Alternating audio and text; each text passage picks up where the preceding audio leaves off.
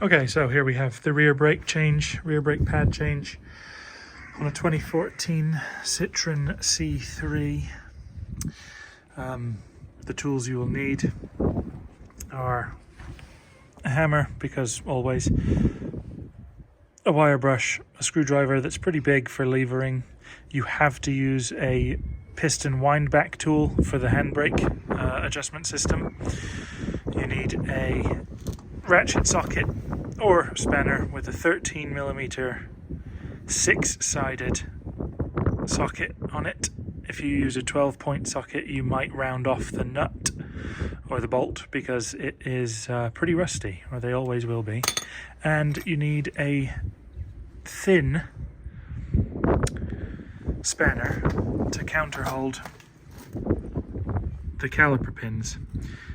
The reason I say thin is because this nut, or the part of the pin that this has to grip on, does not have very much space.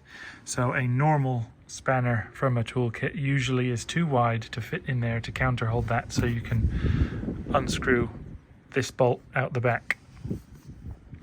Other than that, it's a pretty straightforward job on these. I just hadn't seen any guides on the internet for this, so I thought I'd upload one.